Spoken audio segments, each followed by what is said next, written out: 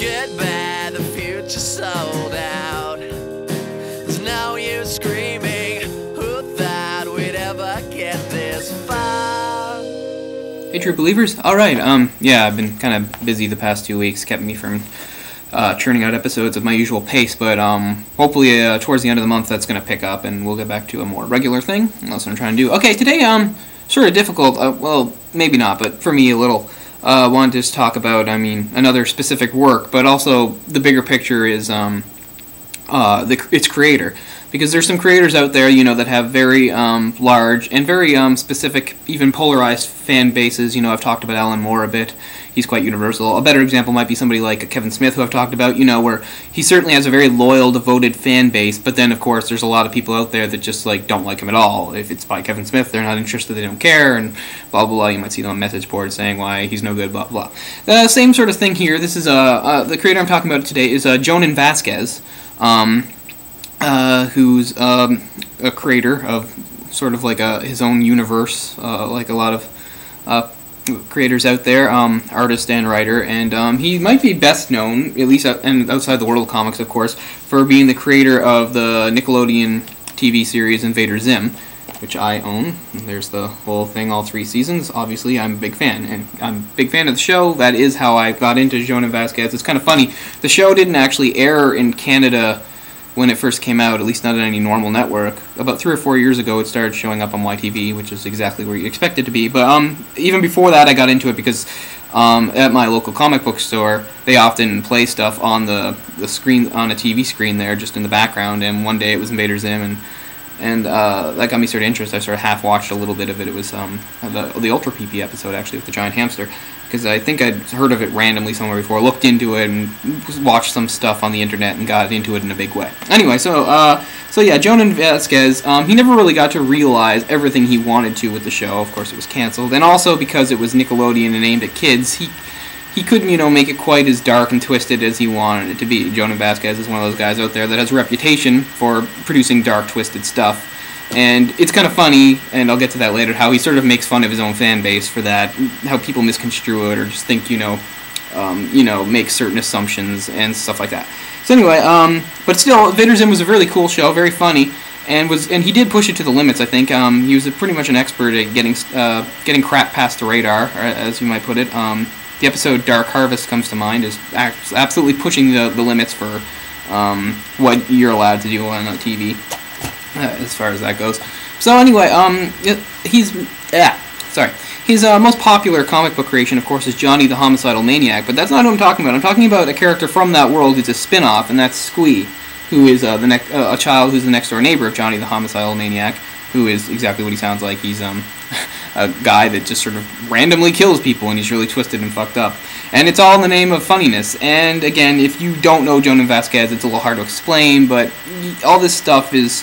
It like I said, it's dark, it's twisted, and terrible things happen, and that's what it really comes down to with Squee, where, again, there's probably a name for this whole school of horrible things happening to cute characters. There we have Squee again. His real name is Todd, and this is in black and white, but in the back in color. Like I said, if you aren't familiar with that, but you know Invader Zim, you'll see, the exact art style and that sort of thing.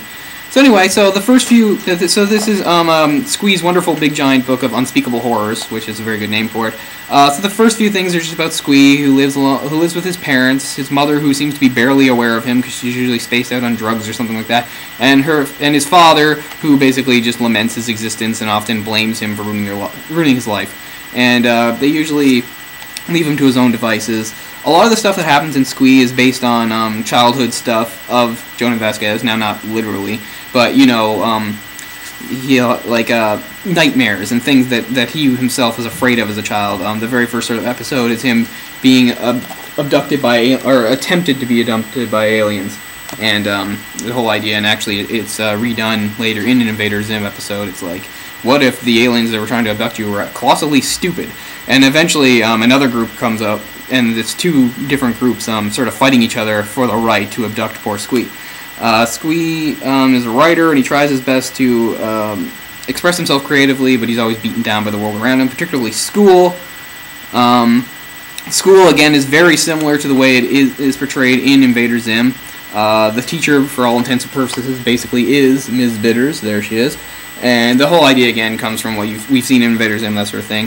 Jhonen Vasquez basically saying, the American school system is all about, beating kids down and discouraging them from being individuals or being creative and just turning them into mindless zombies that obey authority without questioning it and just memorize whatever they're told to. There's another episode later on where the whole class, because of a typo in their history textbooks, says that Columbus discovered America in 1429. And Squee knows that's not right, but he's not allowed to question the sanctity of the textbook, so it's all beaten into their heads that it is 1429, no matter what he says. Early on, a classmate of his is revealed to be the son of Satan, Pepito, not to be confused with the Marvel character, Damon Helmstrom, son of Satan. I don't think there'd be any confusion there. So we have little daydreams and things that go on with Squee. Again, this is a very specific sort of thing, and like I said, when I was talking about polarized fan bases and Kevin Smith and things like that, if you're familiar with Jhonen Vasquez and you don't like his stuff, I totally get why you don't. I get it, but I'm the type of person that is. This is all in black and white, which is sometimes for the better, because some of the things that happen here are so disgusting. You're glad you're not seeing them in full color. So yeah, I've got some few things marked off here. There's just various horrible things happening to poor Squee. Early on, there is a direct reference to Johnny, and Johnny later shows up when Squee is institutionalized by his parents that just don't want to deal with him anymore. Oh yeah, there's the 1492 thing episode. And there's Ms. Bitter saying, "Quit being creative and memorize information like a zombie. I swear you in those little stories you write. Had you been paying attention, you would have heard blah, blah, blah, blah, blah." Okay. Destroy the mom-believer. Okay, his parents show up again after he, early on, he allowed his parents to be abducted in his place, which wasn't a bad idea at all. But they do come back, and that's when oh, there is Johnny. See him there, talking to the psychiatrist. Okay, so there's other stuff in here besides Squee. Squee's the main attraction. This also says, now with Meanwhiles. Meanwhiles are sort of random little stories that Jhonen Vasquez has thrown in. A lot of stuff is thrown here, and here's the second introduction, written just like the first, which I didn't show you. Very hard to read in very small, cramped text, white on a black background, and Jhonen Vasquez is one of the only, if not the only, comic book writers, artists that can really get away with submitting stuff that's almost just like rants and doodles, and submitting it as his actual work. Here we have Wobbly-Headed Bob, a character, a grotesque little character, who basically his whole shtick is he just delivers these long soliloquies on the pointlessness of life and how it's just pain for the sake of pain and suffering, and he comes into contact with all these other characters, and it's just sort of how he affects them, blah blah blah. They're amusing little stories, most of them are pretty funny. If you want to get even more random, true tales of human drama, just little short things, jokes about suicide. I mean, there's a lot of stuff in here you might not find funny. Earlier in a Squee comes across this little dog and convinces the dog, and tries to explain to the dog that horrible things happen to anybody that's around him, so it's best that the dog and he do not be friends. So he tosses the ball and says it's better this way. It makes him sad, but he thinks he did a good thing. The dog is then run over by several cars in the street, and the end shot is simply the dog looking like a piece of horrible roadkill. And you might say, that's not funny, that's horrible. And I'm the type of person that would believe that outside of this context. Maybe only Jhonen Vasquez can really pull it off, but to me, yeah, it's actually funny. Yeah, I'm a horrible person, I suppose.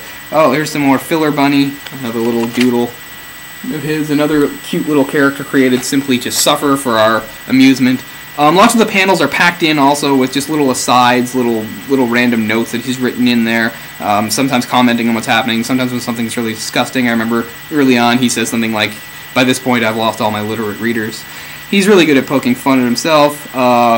Happy Noodle Boy, which is probably the ultimate expression of just, like, he's just a stick character, and he's just this hateful little thing that just says the most random, horrible crap. There's F-words in here and disgusting things. Don't let somebody under 12 read this, it'll probably warp them. If you think 12 is too young, that's fine, that's your own judgment, but to me, I don't know, kids are smarter than we give them credit for and more mature, especially, not all of them, but the kids that like reading, yeah, so if they want to read, that's cool. Anyway, we got more Meanwhiles, all sorts of horrible things, as usual, because that's the point. He gets a blow-by-blow account of a movie that he would do just to horrify the public, which I think is great. And then in the end, he also has some like letters written up where he just mercilessly makes fun of his own fan base. It's awesome stuff. I don't know how I've taken up so much time already, but I'll be coming at you guys soon with something else. So peace. See you guys later. Excelsior.